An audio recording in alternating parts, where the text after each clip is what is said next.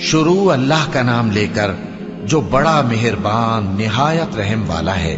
قاف، قرآن مجید کی قسم کہ تم پیغمبر ہو۔ اصل بات یہ ہے کہ ان لوگوں نے تعجب کیا کہ انہی میں سے ایک خبردار کرنے والا ان کے پاس آیا تو کافر کہنے لگے کہ یہ بات تو بڑی عجیب ہے، بھلا جب ہم مر گئے اور مٹی ہو گئے تو پھر زندہ ہوں گے؟ یہ زندہ ہونا عقل سے بعید ہے۔ ان کے جسموں کو زمین جتنا کھا کھا کر کم کرتی جاتی ہے ہم کو معلوم ہے، اور ہمارے پاس تحریری یادداشت بھی ہے۔ بلکہ عجیب بات یہ ہے کہ جب ان کے پاس دین حق آ پہنچا تو انہوں نے اس کو جھوٹ سمجھا۔ سو یہ ایک الجھی ہوئی بات میں پڑے ہیں۔ کیا انہوں نے اپنے اوپر آسمان کی طرف نگاہ نہیں کی کہ ہم نے اس کو کیسے بنایا اور سجایا اور اس میں کوئی شگاف تک نہیں؟ اور زمین کو دیکھو، اسے ہم نے پھیلایا اور اس میں پہاڑ رکھ دیے اور اس میں ہر طرح کی خوشنما چیزیں اگائیں تاکہ رجوع لانے والے بندے ہدایت اور نصیحت حاصل کریں۔ اور ہم نے آسمان سے برکت والا پانی اتارا اور اس سے باغ اگائے اور کھیتی کا اناج اور لمبے لمبے کھجور کے درخت جن کا گابھا تہ بتہ ہوتا ہے۔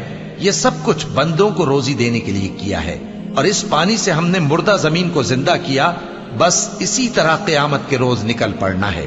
ان سے پہلے نوح کی قوم اور کنویں والے اور سمود والے لوگ جھٹلا چکے ہیں، اور عاد اور فرعون اور لوط کے بھائی اور بن کے رہنے والے اور تبا کی قوم، غرض ہر ایک نے پیغمبروں کو جھٹلایا تو ہماری دھمکی بھی پوری ہو کر رہی۔ تو کیا ہم پہلی بار پیدا کر کے تھک گئے؟ نہیں، بلکہ یہ اثر نو پیدا کرنے کے بارے میں شک میں پڑے ہوئے ہیں۔ اور ہم ہی نے انسان کو پیدا کیا ہے، اور جو خیالات اس کے دل میں گزرتے ہیں ہم ان کو جانتے ہیں، اور ہم تو رگے جان سے بھی زیادہ اس کے قریب ہیں۔ جب وہ کوئی کام کرتا ہے تو دو لکھنے والے جو دائیں بائیں بیٹھے ہیں لکھ لیتے ہیں۔ کوئی بات اس کی زبان پر نہیں آتی مگر ایک نگہبان اس کے پاس لکھ لینے کو تیار رہتا ہے۔ اور موت کی بے ہوشی حقیقت کھولنے کو طاری ہو گئی۔ اے انسان، یہی وہ حالت ہے جس سے تو بھاگتا تھا، اور سور پھونکا جائے گا، یہی عذاب کی دھمکی کا دن ہے۔ اور ہر شخص ہمارے سامنے اس حال میں آئے گا کہ ایک فرشتہ اس کے ساتھ ہانکنے والا ہوگا اور ایک اس کے اعمال کی گواہی دینے والا۔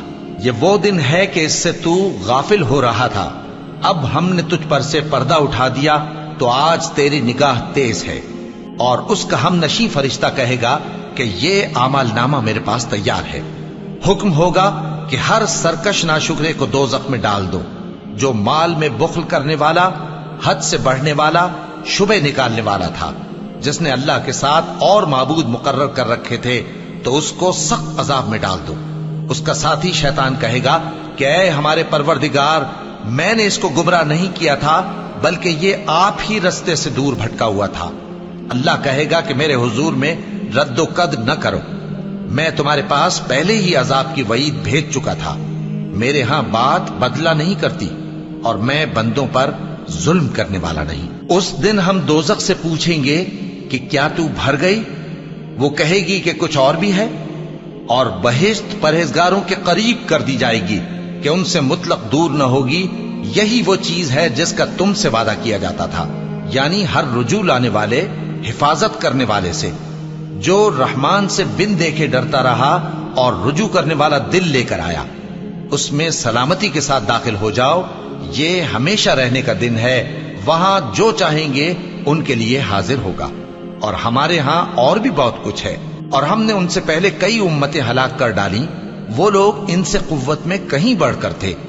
پھر وہ شہروں میں گشت کرنے لگے، کیا کہیں بھاگنے کی جگہ ہے؟